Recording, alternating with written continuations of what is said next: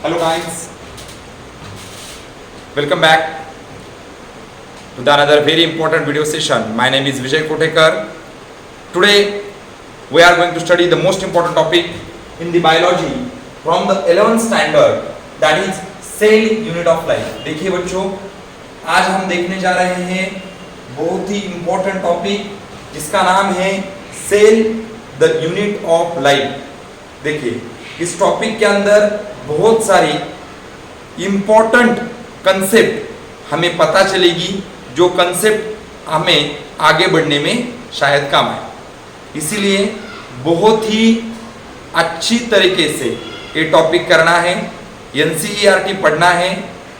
NCERT के सिवाय हमें दूसरा बुक करने की ज़रूरत नहीं है. नेशनल टेस्टिंग एजेंसी एनसीईआरटी में से ही क्वेश्चन हमें डालती है. इसीलिए दूसरा कुछ करो मत, सिर्फ एनसीईआरटी को फॉलो करो. मैं आपको जो भी नोट्स देने वाला हूँ वो सभी नोट्स एनसीईआरटी में से रहेंगे, ये ध्यान में रखो. सो मेरे नोट्स को फॉलो करो और एनसीईआरटी पढ़ो, बस बाकी कुछ नहीं करना है. सुनाओ,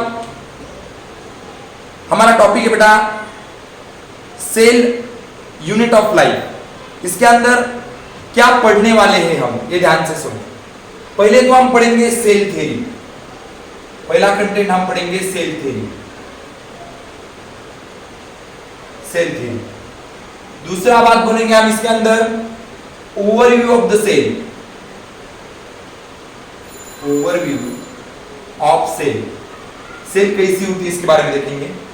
बाद में हम देखेंगे बेटा eukaryotic cell. Eukaryotic cell, okay. बाद में हम देखेंगे यूकैरियोटिक सेल. यूकैरियोटिक सेल के अंदर हम देखेंगे प्लाज्मा मेम्ब्रेन. उसके बाद हम देखेंगे वहां पर सेल वॉल.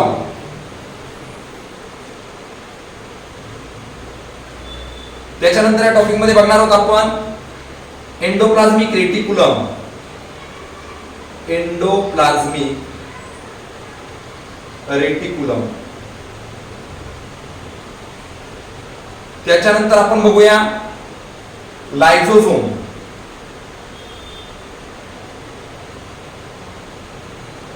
याच्या पुढे या टॉपिक मधील कन्सेप्ट म्हणजे व्हॅक्यूल. त्याच्यानंतरची कन्सेप्ट असेल आपली मायटोकॉन्ड्रिया.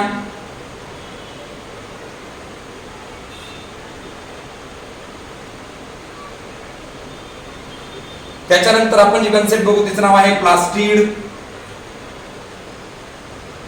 ओके. उसके बाद इस टॉपिक के अंदर हम देखेंगे साइटोस्केलेटन एलिमेंट.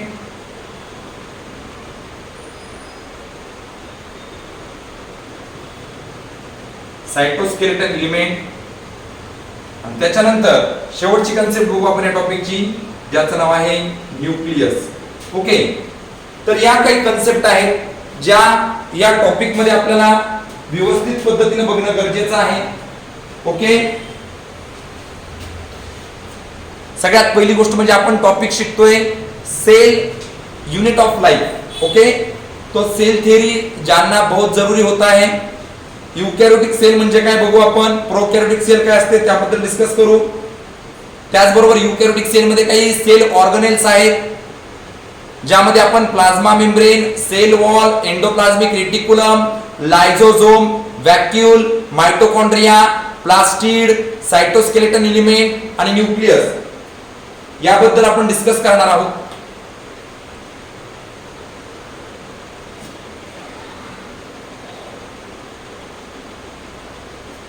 चलो ठीक है, आगे बढ़ेंगे. इसे मैं रफ कर देता हूं, ओके. आपको समझ में आया कि हम टॉपिक में किस तरह से आगे बढ़ेंगे? यस, रिप्लाई दीजिए बेटा. यस बेटा, आपको समझ में आया? मुझे लगता है यहां तक समझ में आया होगा. बोलिए. यस. ओके.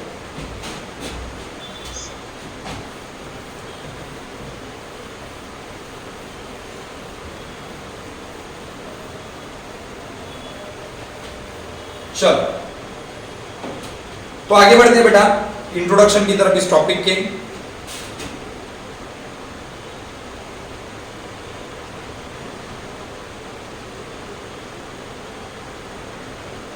देखो, cell is a structural and functional fundamental unit of the life. Cell is the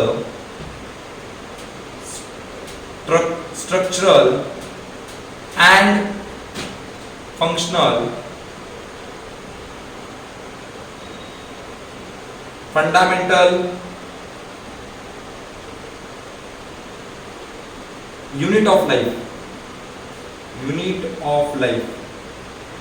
देखिए युनिट काय आहे, युनिट. ओके, युनिट म्हणजे या ठिकाणी आता आपण असं म्हणू शकतो की या जगातला युनिसेल्युलर ऑर्गॅनिझम असू द्या किंवा मल्टीसेल्युलर ऑर्गॅनिझम असू द्या, ते सगळे युनिसेल्युलर किंवा मल्टीसेल्युलर त्यांच्या बॉडीचं बेसिक युनिट कोणतं असेल तर ते बेसिक युनिट आहे एक्झॅक्टली सेल. समजले बाळांनो? Yes yes, anyone from you understood? दिसत नाहीये. 1 minute. Cell is the structural and functional fundamental unit of life. Okay? Yes beta. Cell is the structural and functional. Structural और functional unit है. Unicellular organism आणि multicellular organism हे sale पासून बनलेले आहेत. प्रत्येक ऑर्गॅनिझम हा सेल पासून बनलेला आहे, म्हणून त्याला आपण बॉडीचं युनिट असं म्हटलं, ऑर्गॅनिझमचं युनिट असं म्हटलं किंवा लाईफचं युनिट आहे असं आपण या ठिकाणी त्याला बोललेलो आहोत. लक्षात आलं बेटा? Sakshi, Ankita, Gauri, yes, okay, good. Now इसका प्रूफ क्या है बेटा? प्रूफ क्या है कि भाई cell is the structural and functional fundamental unit है लाइफ का. इसका प्रूफ क्या है? प्रूफ क्या है इसका? प्रूफ प्रूफ देखेंगे बेटा हम. ओके, प्रूफ क्या है बेटा? आता या जगामध्ये दोन प्रकारचे ऑर्गॅनिझम आहेत, एक म्हणजे युनिसेल्युलर, एक म्हणजे मल्टीसेल्युलर. बरोबर आहे? मग युनिसेल्युलर ऑर्गॅनिझम मध्ये सिंगल सेल आहे. बरोबर? युनिसेल्युलर बघा, युनिसेल्युलर कोणाला म्हणतो आपण? एक पेशीय प्राणी ज्यांच्यामध्ये फक्त सिंगल सेल आहे. युनिसेल्युलर ऑर्गॅनिझम बघा, हे जे काही युनिसेल्युलर ऑर्गॅनिझम आहेत, ओके, त्या युनिसेल्युलर ऑर्गॅनिझम मध्ये हे युनिसेल्युलर ऑर्गॅनिझम कॅपेबल आहे. कॅपेबल कशासाठी कॅपेबल आहेत बाळांनो? Independent existence.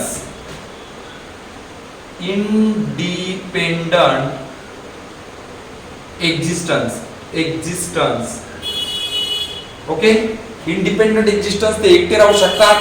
दुसरी गोष्ट, याच्यामध्ये can perform all basic function. they can perform all basic function of life. Okay, they can perform all basic function of the life. बघा, युनिसेल्युलर ऑर्गॅनिझम बद्दल आपण डिस्कस करतोय. हे युनिसेल्युलर ऑर्गॅनिझम एकटे राहू शकतात आणि ते परफॉर्म करू शकतात.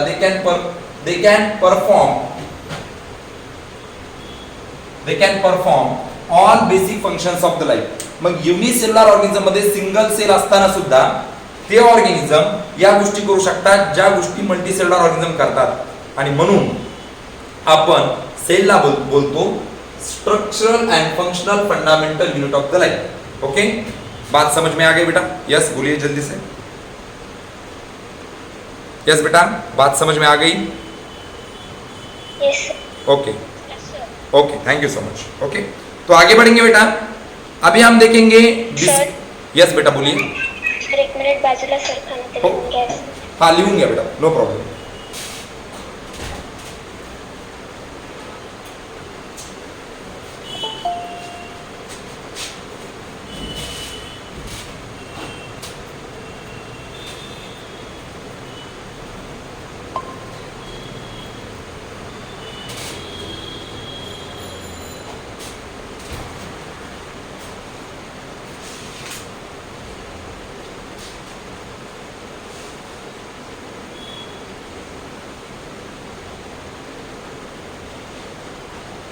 झाल्यावर आवाज द्या.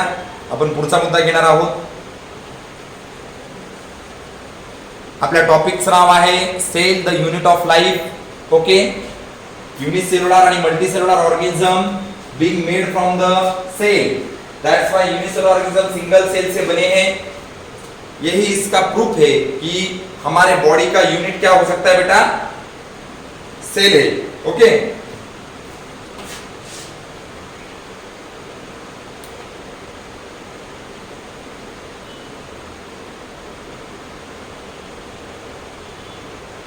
झाले? Okay good. चलो, तो कुछ इंपॉर्टेंट बातें मैं अभी आपको यहाँ पर लिख के दूंगा बेटा, ध्यान से सुनो, ध्यान से सुनो बेटा। ओके, बहुत इंपॉर्टेंट, एक एक लाइन अच्छी तरीके से करने की बेटा, एक एक लाइन। ओके, जितना मैंने रोज आपको दिया है उतना अच्छी तरीके से रोज करना है, रोज करना है बेटा, रोज डेली करना है। ओके, जो दिया है उसको कम से कम 10 बार आपको रीड करना है, बस उसके बाहर कुछ आएगा नहीं। एग्जाम होती है, इसी के अंदर का क्वेश्चन आएगा। ओके डन, श्योर हो। चलो आगे बढ़ेंगे बेटा। तो डिस्कवरी के बारे में हमने इससे पहले भी कहीं देखा था, तो आज फिर से एक बार इस टॉपिक के अंदर देखेंगे डिस्कवरी। ओके, डिस्कवरी के बारे में हम देखेंगे इस टॉपिक के अंदर। इसका डिस्कवरी बहुत सारा दिया है। तो एक साइंटिस्ट आपको पता है बेटा, Robert Hooke, Robert Hooke. Okay, कोणी सांगू शकतं मला रॉबर्ट हुकने काय डिस्कवर केलं? हो, सो याने डिस्कवर केलं dead cell in cork, dead cell in cork. कांद्याच्या पातीमध्ये ना सेलचा शोध लावला होता 1665 मध्ये।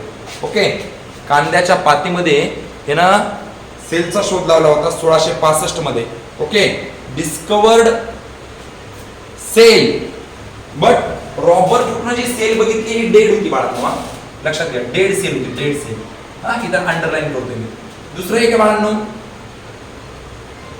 एबी लिओन हुक, एबी लिओन हुक हा जो शास्त्रज्ञ आहे ना, Anton van Leeuwenhoek. Okay, Anton van Leeuwenhoek न, okay, Anton van Leeuwenhoek न काय केलं, सगळ्यात पहिल्यांदा ऑब्झर्व, ओबीएस, यस बेटा, तर हे तुम्ही त्या दिवशी लिहून दिलं होतं? हो करेक्ट आहे, या टॉपिक मध्ये आलेला आहे म्हणून आपण घेतोय।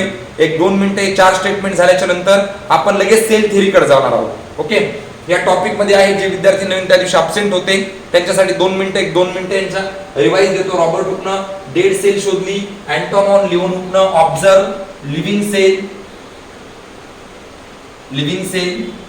उसके बाद मैंने आपको लिख के दिया था, हाँ, तरी पण या टॉपिक मध्ये आहे ते बरं का, म्हणून तुम्हाला डबल देतोय। रॉबर्ट ब्राउन, सांग बरं, त्या दिवशी दिलं होतं तर रॉबर्ट ब्राउन ने काय शोधलं होतं, सांग बरं? हाँ, क्या ऑब्जर्व किया? Observe, very good, very good, nucleus observe किया। करेक्ट है बेटा, करेक्ट है। रॉबर्ट ब्राउन ने क्या ऑब्जर्व किया? न्यूक्लियस। और एक साइंटिस्ट है फ्लेमिंग, फ्लेमिंग ने ऑब्जर्व किया बेटा, फ्लेमिंग, जो फ्लेमिंग नाम का साइंटिस्ट है ना, फ्लेमिंग, इसने ऑब्जर्व किया है बेटा क्रोमैटिड, क्रोमैटिड को ऑब्जर्व किया, क्रोमैटिड। Okay, chromatid. ओके, हाँ, ते 4 सायंटिस्ट आहेत जे त्या दिवशी नव्हते, त्यांना हे लक्षात ठेवायचं आहे। ओके, रॉबर्ट हुकनं डेड सेलचा शोध लावला, एंटॉन लिओन हुकनं लिव्हिंग सेलचा शोध लावलेला आहे। ओके, रॉबर्ट ब्राउननं न्यूक्लियस ऑब्जर्व केलं, सेलच्या आतमध्ये न्यूक्लियस असतं। फ्लेमिंगनं काय केलं? क्रोमॅटिड, बरोबर आहे। क्रोमॅटिड काय आहे ते तुम्हाला मी सांगेन आपल्या टॉपिक जसा पुढे जाईल त्यानंतर। ओके, क्रोमॅटिड म्हणजे डीएनए चा कंडेन्स फॉर्म क्रोमॅटिड असतं, आणि क्रोमॅटिडचा कंडेन्स फॉर्म एक क्रोमोझोम असतं। ओके, जास्त कॉम्पॅक्ट असतं क्रोमॅटिड डीएनए पेक्षा। ओके, त्याला रफ करू बेटा, यस यस बोलिए। यस।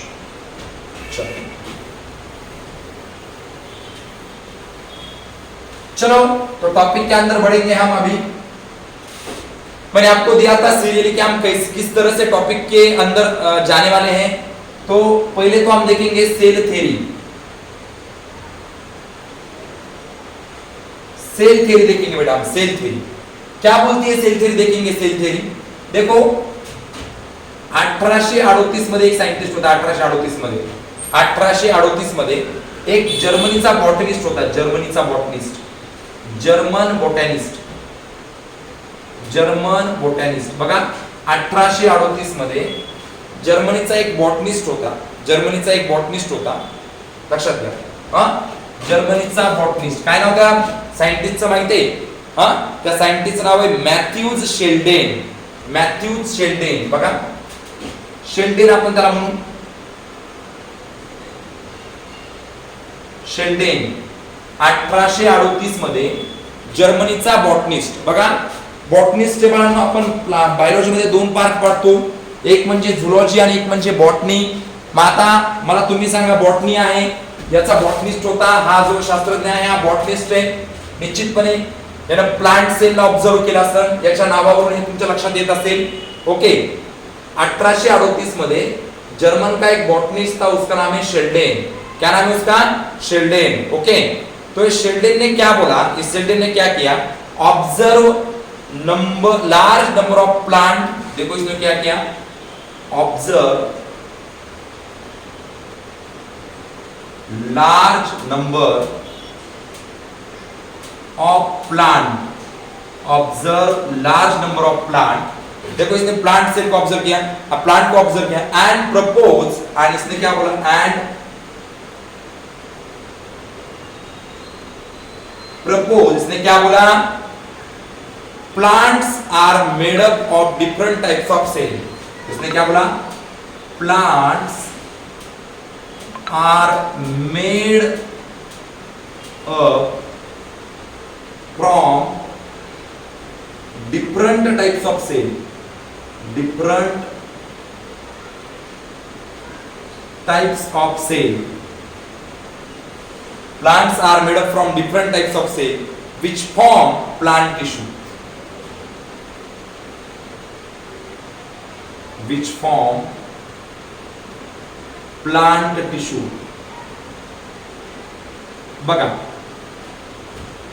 1838 मध्ये जर्मनीचा बॉटनिस्ट शेल्डेन यानं काय केलं, लार्ज नंबर ऑफ प्लांटला ऑब्झर्व केलं आणि काय सांगितलं, जे प्लांट्स असतात, प्लांट हे प्लांट सेल पासून बनले. कशापासून बनले?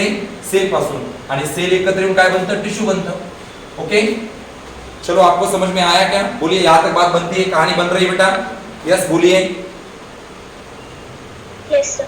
Okay, very good. ओके, 1838 में जर्मन का बॉटनिस्ट शेल्डेन ने क्या बोला कि जो प्लांट रहेगा, प्लांट, वो plant different types of the cell से बना है और different types of the cell combine होकर क्या बनेंगे बेटा, टिश्यू बनेंगे. ये किसने बोला?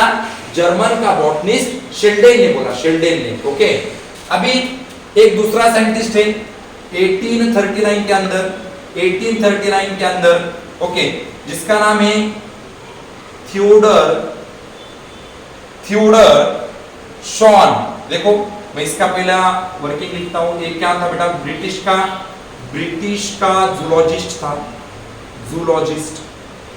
ओके, अभी आप बोलो मुझे, ये जूलॉजिस्ट था, इसका मतलब इसने क्या ऑब्जर्व किया होगा? बोलिए बेटा. यस बोल सकते हो आप, बोलिए. ये अभी जो बॉटनिस्ट था उसने प्लांट का स्टडी किया, तो बोलिए जूलॉजिस्ट ने क्या किया होगा? Animal sir. बरोबर बरोबर. इसने एनिमल सेल को ऑब्जर्व किया होगा. बरोबर है. इसने क्या किया? एनिमल सेल को ऑब्जर्व किया. तो उसका नाम क्या था बताओ आपको मैं? उसका नाम था शॉन. SCHWANN. इसका नाम था शॉन. शॉन नाम है इसका, शॉन. देखिए, इसको भूलना नहीं है. दो साइंटिस्ट है अपने पास, एक जर्मनी का बॉटनिस्ट है शेल्डेन और एक ब्रिटिश का जूलॉजिस्ट है जिसका नाम है शॉन. तो इस शॉन ने क्या किया? शॉन ने क्या बोला? देखो, observe large number of animal cell. इसने क्या किया? Observe large number of animal cell. Observe large number of animal cell. इसने एनिमल सेल को ऑब्जर्व किया बेटा. किसको ऑब्जर्व किया बेटा? एनिमल सेल को. देखो, जो बॉटनिस्ट रहते उन्होंने प्लांट सेल को ऑब्जर्व किया और जो जूलॉजिस्ट है हमारे पास शॉन, जिनका नाम है थियोडर शॉन, इन्होंने क्या किया बेटा? एनिमल सेल को ऑब्जर्व किया है, एनिमल सेल को. ओके, तो observe large number of animal cell. Okay, observe large number of animal cell. और इसने क्या बोला? All animal cell. देखो, इसने क्या बोला? All animal cell. Animal cell, देखो, प्रत्येक एनिमल सेल जी आहे, बरोबर आहे, is surrounded by thin layer. Is surrounded by thin layer. Thin म्हणजे काय? पातळ. Okay, thin layer. प्रत्येक ॲनिमल सेलच्या भोवती एक थिन लेयर आहे. त्या थिन लेयरला त्याला नाव दिलं प्लाझ्मा मेम्ब्रेन. Plasma membrane. आणि लक्षात ठेवा, प्लाझ्मा मेम्ब्रेनला दुसरं नाव आहे सेल मेम्ब्रेन. बर, आता एक सगळ्यात महत्त्वाची गोष्ट तुम्हाला मला सांगायची, जी क्वेश्चन एक्झाम मध्ये येणार आहे. लक्षात घ्या, जो क्वेश्चन एक्झाम मध्ये येणार आहे. हा, हे बघा, 1839 मध्ये ब्रिटिशचा झुलॉजिस्ट शॉन यानं ऑब्झर्व केलं large number of the animal सेलला आणि सांगितलं ॲनिमल सेलच्या भोवती प्लाझ्मा मेम्ब्रेन असतं बेटा, प्लाझ्मा मेम्ब्रेन. ओके, ॲनिमल सेलच्या भोवती काय असतं? प्लाझ्मा मेम्ब्रेन असतं. आणि ना अजून काय सांगितलं लक्षात घ्या, ऑल्सो ऑब्झर्व प्लांट सेल. है ना, also observe plant cell. Plant cell बघा, हे ना प्लांट हा होता कोण? झुलॉजिस्ट. लक्षात घ्या, आपण इथं आपल्याला वाटतं अरे यार हा बॉटनिस्ट नाहीये, हा, तरी सुद्धा यानं प्लांट सेलला ऑब्झर्व केला आहे, हे विसरायचं नाहीये. हा, यानं काय केलं? Also observe plant cell. किसने प्लांट सेल को ऑब्झर्व किया? देखो, इस शॉन ने प्लांट सेल को भी ऑब्झर्व किया है. ओके, आणि यानं सांगितलं plant cell contain cell wall. Cell wall बद्दल सांगितलं सगळ्यात पहिल्यांदा, सेल वॉल बद्दल. लक्षात ठेवा. ओके, प्लांट सेलला सेल वॉल असते हे सगळ्यात पहिल्यांदा कोणी सांगितलं? शॉननं सांगितलं, शॉननं. ओके, एक्झाम मध्ये 100% क्वेश्चन येईल तुम्हाला की बाबा सेल वॉल की सबसे पहली इंफॉर्मेशन किसने दी. बराबर है, समझ में आ रहा बेटा? यस. ओके, तो आपको क्या लगेगा? सेल वॉल है. सेल वॉल किस में रहेंगी? प्लांट के अंदर. और प्लांट का किसने बोला था? शेल्डेन ने बोला था. नहीं, यहाँ पर गलत होता है. बराबर है, शेल्डेन था बॉटनिस्ट. उसने क्या बोला? प्लांट की बॉडी सेल से बनी हुई है और different types of the cell aggregate होके क्या बनते बेटा? प्लांट के टिश्यू बनते. लेकिन हमारा 1839 का जो साइंटिस्ट है जिसका नाम है थियोडर शॉन, उसने क्या बोला? उसने ऑब्जर्व किया different type of the animal cell को, और एनिमल सेल के अंदर उसने क्या बोला कि जो एनिमल सेल है उसके बाहर एक थिन लेयर है, जिस थिन लेयर का नाम है बेटा प्लाज्मा मेम्ब्रेन. उसने प्लांट सेल को ऑब्जर्व किया और बोला कि सेल वॉल जो दिखाई देती है, ये सेल वॉल सिर्फ और सिर्फ हमें एनिमल सेल के प्लांट सेल के अंदर दिखाई देती है. तो उसने बोला presence of cell wall is the unique feature of the plant. Okay, presence of cell wall is the unique feature of the plant. ये किसने बोला बेटा? शॉन ने बोला, शॉन ने. तो हमारे शेल्डेन ने प्लांट के बारे में बोला, प्लांट की बॉडी सेल से बनी है, different type of the cell combine होके प्लांट के टिश्यू बनते हैं. बाद में आया शॉन, एक साल के बाद माने कि 1839 को, उसने बोला कि एनिमल सेल के बाहर एक थिन लेयर है, जिस थिन लेयर का नाम है बेटा प्लाज्मा मेम्ब्रेन, या तो फिर हम उसे कहते हैं सेल मेम्ब्रेन. दूसरी बात शॉन ने क्या बोली कि सेल वॉल होना ये यूनिक फीचर है प्लांट में. So presence of cell wall unique feature होता है प्लांट के अंदर. ये शॉन ने बोला है, ये शेल्डेन ने नहीं बोला, ये शॉन ने बोला है. क्या आपको कहानी समझ में आई बेटा? यस बोलिए. यस, जल्दी से रिप्लाई देना, आपका काम है बेटा. यस बोलिए जल्दी. ओके, बाकी स्टूडेंट, बाकी yes yes, Ankita, Gauri, yes बोलिए बेटा जल्दी से. आगे बढ़ेंगे बेटा. चलो ठीक है. ओके, तो अभी इसके बाद आपने लिख लिया बेटा? क्या रफ कर दूं? ओके, हाँ, I am going to rough it. Okay, इसे रफ कर देता हूं. किसी को कुछ प्रॉब्लम नहीं है ना? किसी को कुछ प्रॉब्लम तो नहीं है? बोलिए जल्दी से. ओके, चलो. सेल थ्योरी अभी तक हमारी खत्म नहीं हुई है. सेल थ्योरी चालू है. सेल थ्योरी के अंदर अभी तक हमने 2 साइंटिस्ट देखे बेटा. एक का नाम है शेल्डेन, एक का नाम है शॉन. ओके, तो आगे बढ़ेंगे. आगे क्या हुआ है, आगे की स्टोरी में क्या होता है देखेंगे. ओके, चलो. तो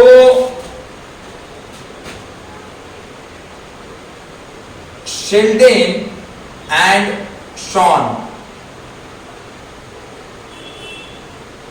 Sheldon and Shawn, okay, Sheldon and Shawn formulated the cell theory.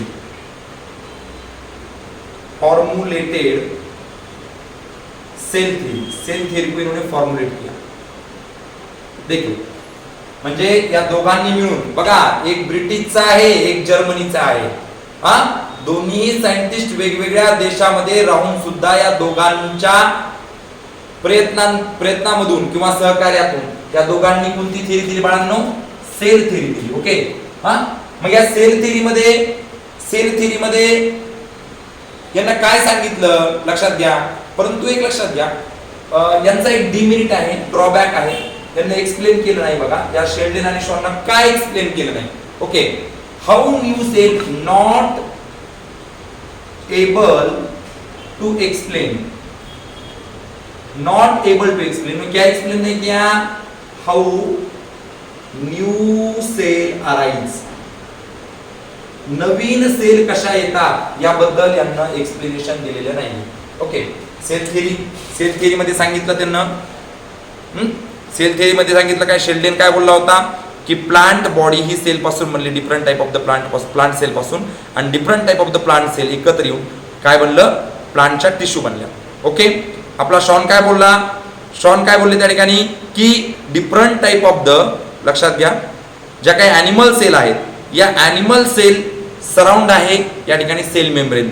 Okay, आणि प्लांटला सेल वॉल असते हे या ठिकाणी शॉननं सांगितलं. ओके, परंतु या दोघांनाही कुणी, शेल्डननं पण सांगितलं नाही आणि शॉननं पण सांगितलं नाही की या जगामध्ये नवीन सेल कशा तयार होतात. म्हणजे हा त्यांच्या थेरीचा ड्रॉबॅक आहे असं म्हणणं हरकत नाहीये. ओके, मग एक नवीन सायंटिस्ट आले बाळांनो, एक नवीन सायंटिस्ट. ओके, ज्यांचं नाव आहे रुडॉल्फ वर्चो. बघा, एक नवीन सायंटिस्ट आले, काय नाव त्यांचं? Rudolf. Okay, Rudolf Virchow. Rudolf Virchow is the name of the scientist. देखो, रुडॉल्फ वर्चो. रुडॉल्फ वर्चो ने क्या बोला? इन्होंने सेल थ्योरी को मॉडिफाइड किया. ओके, मॉडिफाइड सेल थ्योरीला मॉडिफाय केलं. बरोबर. मग एक प्रश्न विचारतो, प्रश्नाचं उत्तर द्या मला. सेल थ्योरी सगळ्यात पहिल्यांदा सांगितली दोन सायंटिस्टनं, त्या दोन सायंटिस्टचं नाव काय?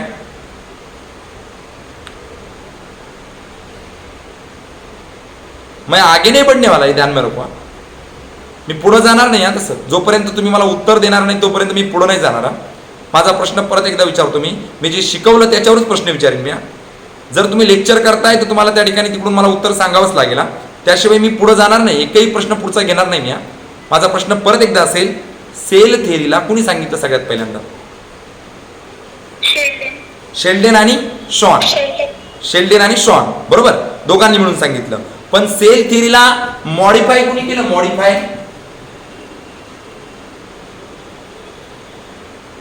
यस, बोला. Rudolf Virchow. ह्या रुडॉल्फ वर्चोनं काय सांगितलं? New cell produce. बघा, रुडॉल्फ वर्चोनं काय सांगितलं? New cell produce. बघा, नवीन सेल प्रोड्यूस होतात by division of pre existing cell. By division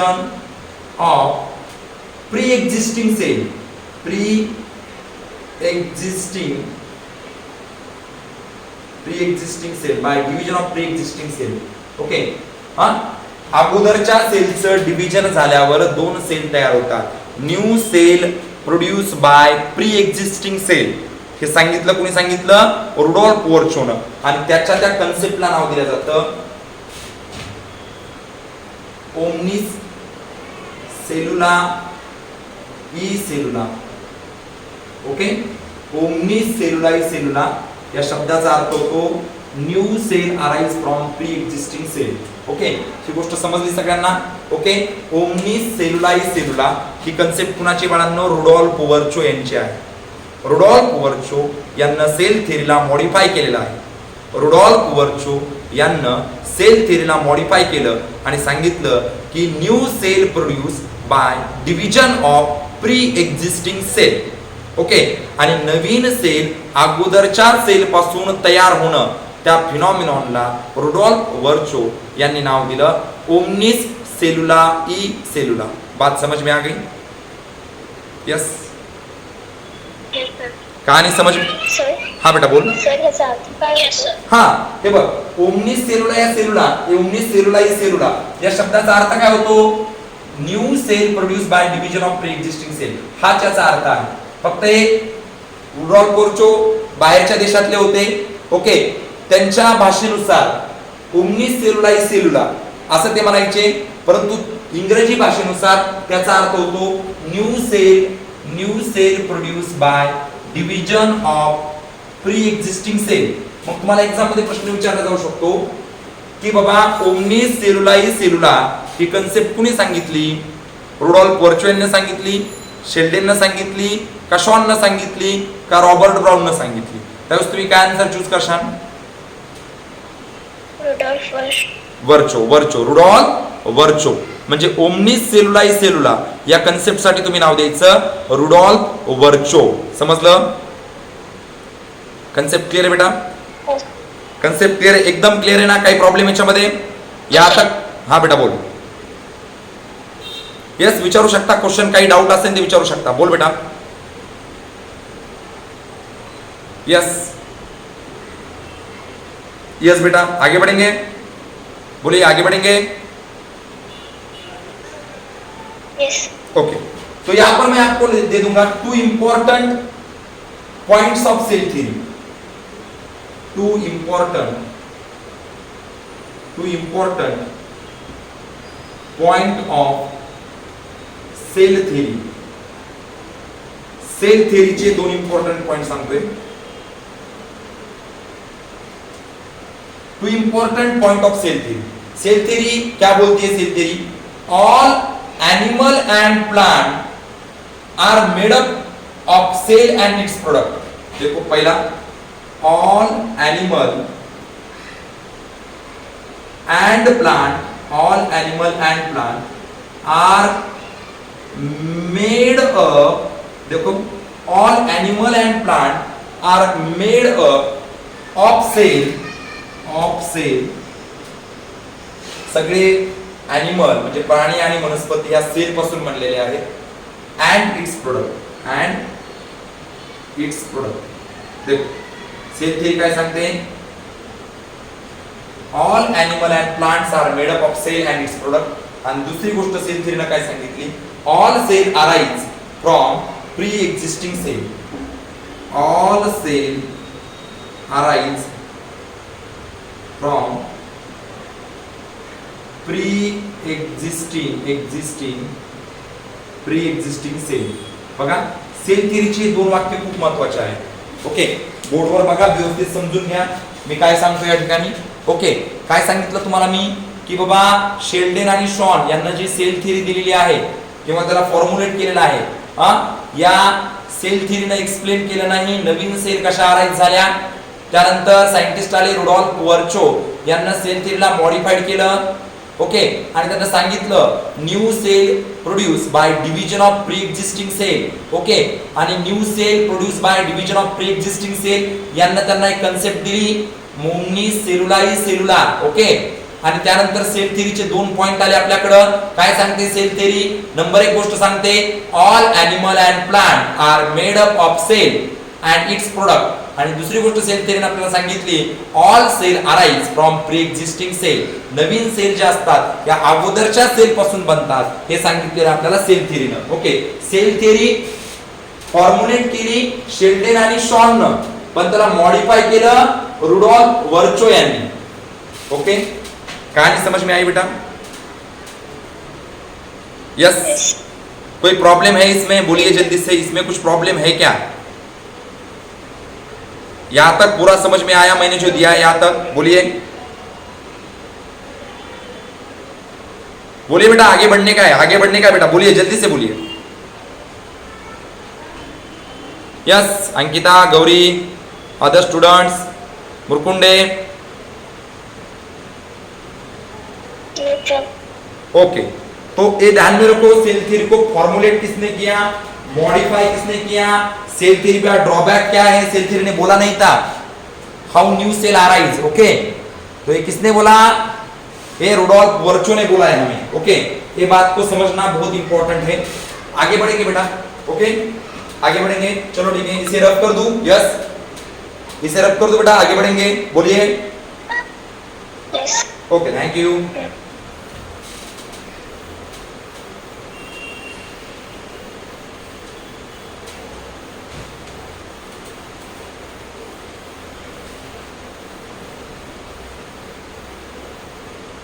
चलो, तो अभी हम देखेंगे ओवरव्यू ऑफ सेल।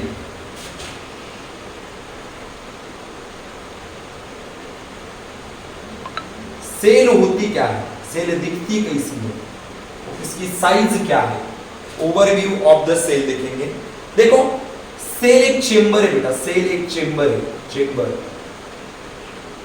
चेंबर मतलब खाने हैं उसके अंदर, ओके, खाना नहीं, रखा नहीं है, ओके। सेल एक चेंबर है which separate inner environment from outer, which separate inner environment from outer। देखो, सेल का उसका एक इन्वायरमेंट रहता है, ओके। तो सेल को ऑब्जर्व करने के लिए हमने प्लांट सेल में से ओनियन का पिल लिया, onion peel, onion peel to observe, observe plant cell, plant cell, okay. Onion म्हणजे कांदा असतो, ओके। आणि ॲनिमल सेल ऑब्जर्व करण्यासाठी आपण चिक सेल घेतली, chick cell to observe animal cell, animal cell. बघा, सायंटिस्टनं काय केलं, बघा लक्षात घ्या, सायंटिस्टनं सेलचा ओव्हरव्ह्यू बघितला, नेमकं सेल दिसती कशी, एक चेंबर आहे, बरोबर आहे की नाही, ती नेमकं दिसती कशी, तिची साईज किती आहे हे बघण्यासाठी, प्लांट सेल बघण्यासाठी त्यांना ओनियनचा पिल घेतला। ओनियन म्हणजे कांदा, बरोबर आहे, कांद्याला वर जे पापुद्रा असतो ना, त्या पापुद्र्यामधून त्यांना बघितलं की प्लांट सेल कशी दिसते। मग प्लांट सेल बघण्यासाठी त्यांना कांदा घेतला किंवा कांद्याची सेल घेतली, आणि ॲनिमल सेल बघण्यासाठी किंवा ॲनिमल सेल ऑब्झर्व करण्यासाठी त्यांना चिक सेल, गालाच्या आतमध्ये जी सेल असते ना, ओके, त्या सेलचा वापर त्यांना त्या ठिकाणी कशासाठी केलेला आहे? ॲनिमल सेल ऑब्झर्व करण्यासाठी केलेला आहे। समझ में आया बेटा? कहानी बनती है बेटा यहाँ तक, बोलिए जल्दी से, ओके। मुझे बोलिए, साइंटिस्ट ने क्या किया? एनिमल सेल को ऑब्जर्व करने के लिए कौन सी सेल ली बेटा? Yes, very good, very good. और प्लांट सेल को ऑब्जर्व करने के लिए कौन सी सेल ली बेटा? Onion cell, onion cell, very good. तो अभी मैं कुछ बातें आपको यहाँ पर लिख के दूंगा, ओके। तो ध्यान में रखो बेटा, हमारे पास एक बैक्टीरिया है, 0.1 म्यूमीटर उसकी साइज है। पहले मैं आपको उसका नाम देता हूं बेटा, हाँ, PPLO, pleuro pneumonia like organism, इसका लॉन्ग फॉर्म है pleuro pneumonia like organism, pleuro pneumonia like organism. इसकी साइज है बेटा 0.1 म्यूमीटर। समझ में आया बेटा आपको? डायरेक्ट क्वेश्चन, एमसीक्यू क्वेश्चन यहां पर बनता है कि पीपीएलओ की साइज कितनी है? PPLO, pleuro pneumonia like organism, PPLO की साइज कितनी है? तो आपको याद रखना इस चीज को कि पीपीएलओ की साइज है 0.1 म्यूमीटर। समझ में आया बेटा? Yes yes yes. आगे बढ़ेंगे बेटा। दूसरा है क्या बेटा हमारे पास, ओके, जिसका नाम है mycoplasma, mycoplasma, plasma, mycoplasma. Mycoplasma हा जो बॅक्टेरिया असतो याची साइज आहे 0.3 म्यूमीटर, ओके, 0.3 म्यूमीटर, ओके। आता मला तुम्ही एक सांगा, इथं कन्फ्यूज व्हायचं नाहीये, पीपीएलओ ची साइज आहे 0.1 म्यूमीटर आणि माइकोप्लाज्मा यांची साइज आहे 0.3 म्यूमीटर। पीपीएलओ आणि माइकोप्लाज्मा यांच्यापैकी छोटा कोण आहे बाळांनो? छोटा, यस, छोटा कौन है दोनों में? अगर पीपीएलओ और माइकोप्लाज्मा इन दोनों में अगर आप ऑब्जर्व करेंगे तो पीपीएलओ की साइज 0.1 म्यूमीटर है और माइकोप्लाज्मा ये बैक्टीरिया की साइज 0.3 म्यूमीटर है। तो छोटा कौन है इन दोनों में से?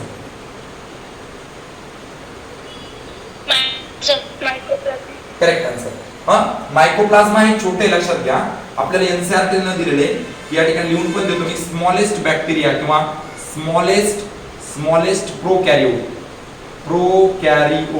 ओके, सगळ्यात छोटा प्रोकॅरिओट कोणता आहे? एक्झाम मध्ये क्वेश्चन झालाय तुम्हाला हां की सगळ्यात छोटा प्रोकॅरियोटिक ऑर्गॅनिझम कोणता आहे. त्यावेळेस त्या ठिकाणी सांगायचं की सगळ्यात छोटा प्रोकॅरियोटिक ऑर्गॅनिझम आहे माइकोप्लाज्मा. माइकोप्लाज्मा हा असतो 0.3 म्यूमीटर, स्मॉलेस्ट प्रोकैरियोट. ओके, सबसे छोटा प्रोकैरियोटिक ऑर्गेनिज्म है. ओके, यहाँ पर हम ऐसा बोल सकते हैं. देखिए अगर देखा जाए देखो एनसीईआरटी ने हमें बोला है बेटा जो बैक्टीरिया रहते बैक्टीरिया की लेंथ होती है बेटा, लेंथ और उसका 3 to 5 म्यूमीटर. यहाँ पर एनसीईआरटी ने ऐसा खुल के नहीं बोले वहां, लेकिन ऐसा भी एक चीज डायग्रामेटिक रिप्रेजेंटेशन में बोली है बेटा कि जो टिपिकल बैक्टीरिया है, टिपिकल बैक्टीरिया की साइज है 1 to 2 म्यूमीटर. ध्यान में रखो, अगर आपको पूछा गया कि बैक्टीरिया की साइज और लेंथ कितनी है, अगर आपको पूछा गया कि बैक्टीरिया की साइज और लेंथ कितनी है, तो आप उस टाइम आपको आंसर लिखना है 3 to 5 म्यूमीटर. और अगर आपको पूछा गया कि टिपिकल बैक्टीरिया, देखो यहाँ पर मैं ऐसा बॉक्स भी बनाता हूं यहाँ पर. ओके, टिपिकल बैक्टीरिया की साइज कितनी है? ओके, तो वहां पर आपको लिखना है 1 to 2 म्यूमीटर. क्या आपको कहानी समझ में आई बेटा? यस बोलिए. यस. ओके, चलो एक क्वेश्चन पूछता हूं बेटा. ओके, बोलिए पीपीएलओ की साइज कितनी है बेटा? पीपीएलओ की size 0.1 mu metre. Very good. Mycoplasma की साइज कितनी होती है बेटा? 0.3 म्यूमीटर. Very good. बैक्टीरिया की लेंथ पूछी गई तो क्या बोलेंगे आप मुझे?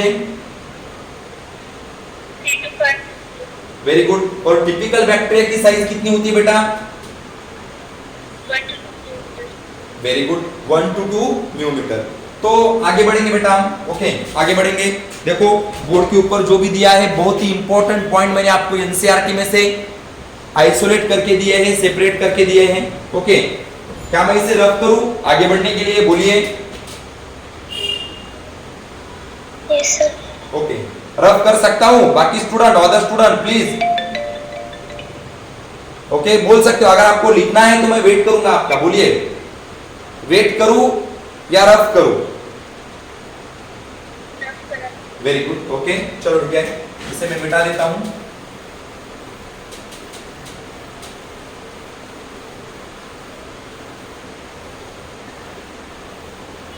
बहुत ही अच्छे कैलकुलेशंस यहां पर हमें एनसीईआरटी ने दिए हैं बेटा, इसे बहुत ही ध्यान से करना है. एनसीईआरटी लाइन टू लाइन एक भी क्वेश्चन हमें एग्जाम में गंवाना नहीं है.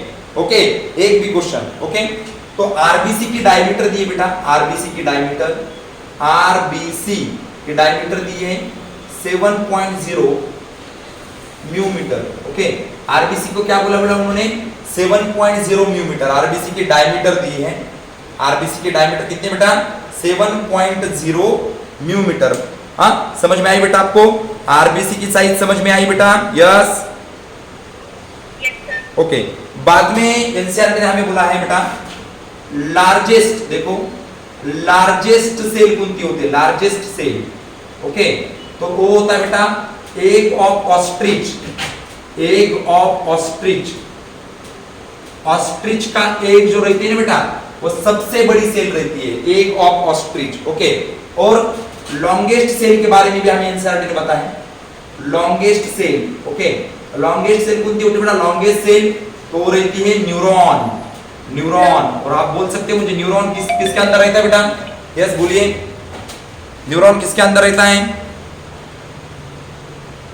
न्यूरॉन किसके अंदर, क्या बनता है न्यूरॉन से? बोलिए जल्दी से बोलिए, न्यूरॉन से क्या बनता है बेटा? क्या बनता है? बोलिए. नो बेटा, यस नर्व सेल. या एग्जैक्टली, ब्रेन बनता है हमारा, ब्रेन. ओके, न्यूरॉन पासून आपला ब्रेन बनला जातो. ओके, तर या ठिकाणी हे सांगण्यात आलेलं आहे तुम्हाला. ओके, आता आपण शेप बद्दल थोडीशी डिस्कशन करू. शेप बद्दल याच्या आधी हा मुद्दा तुम्हाला मी शेपचा दिला असेल, पण आज या टॉपिक मध्ये आलेला आहे त्यामुळे लिहून घ्या सगळ्यांनी व्यवस्थित पद्धत आहे का. आरबीसी जास्त मॅच द फॉलोइंग म्हणून तुम्हाला क्वेश्चन येऊ शकतो याच्याबद्दल. ओके ओके, आरबीसी चा शेप आहे बाळांनो round and biconcave. Round and biconcave. RBC का शेप कौन सा बेटा, राउंड और बायकॉन्केव. ओके, याद रखना है आपको. दूसरी बात, मिजोफिल सेल रहते बेटा प्लांट के अंदर. मिजोफिल सेल कुणामध्ये बाळा, प्लांट मध्ये बरं का. मिजोफिल सेल प्लांट मध्ये असतात, लक्षात ठेव. हा, तुला मी फोटोसिंथेसिस मध्ये शिकवणार आहे बाळा. ओके, तर ह्या राउंड आणि ओव्हल असतात. मिजोफिल सेलचा शेप कोणता असतो, round and oval. Round and oval हा शेप आहे मिजोफिल सेलचा. त्याच्यानंतर या ठिकाणी ट्रॅकाइड्स आहेत.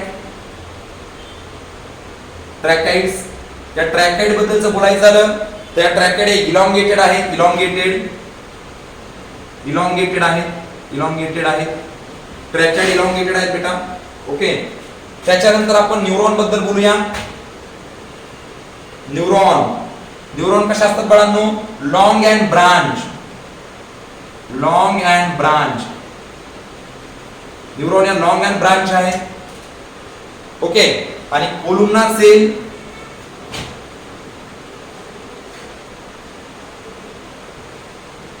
या लॉन्ग एंड नैरो है. Long end narrow. ओके, चलो बोलिए अभी यहाँ पर ध्यान से बोलिए. देखो बोर्ड के ऊपर देखो, कुछ डाउट है कि आपको कुछ प्रॉब्लम तो नहीं है. देखो शेप दिया है आपको हर एक सेल का. ओके, हर एक सेल दिखने में कैसी होती है. आगे आप पहले तो मैंने आपको पूरी साइज बोल दी पूरी सेल की. हाँ, फिर बाद में आपको मैंने शेप बोला. आरबीसी का शेप कैसा होता है, राउंड एंड बाइकॉन्केव होता है. ओके, मिजोफिल सेल का शेप कौन सा होता है बेटा, राउंड एंड ओवल रहता है. मिजोफिल सेल प्लांट के अंदर पाए जाते हैं, ग्रीन कलर के रहते हैं. ट्रैकाइड का जो शेप है इलॉन्गेटेड है. न्यूरॉन का शेप है बेटा अपने pass long end branch. Okay, और कोलुमनार सेल जो है हमारे बॉडी के अंदर, कोलुमनार सेल, उनका शेप है बेटा लॉन्ग एंड नैरो. ओके, क्या आपको कहानी समझ में आई बेटा, बोलिए. ओके, चलो बोलिए, बात करिए. आरबीसी का शेप कौन सा है, आरबीसी का shape round and biconcave. Correct. Okay, त्यानंतर मिजोफिल सेलचा शेप कोणता, round and very good, round and oval. ट्रॅकाइडचा शेप कोणता, इलॉंगेट. Very good. न्यूरॉनचा शेप कोणता, long and very good. Okay, आणि कोलुमनार सेलचा शेप कोणता बेटा, long and okay, very good. Okay, तर आज जे की पॉइंट्स मी तुम्हाला सगळे काढून दिलेले आहेत, जर उद्या मी त्याच्यावर तुम्हाला क्वेश्चन विचारले तर ते तुम्हाला यायला पाहिजे. ओके, लक्षात येते. बोर्डवर जे दिले ते लिहून घ्या.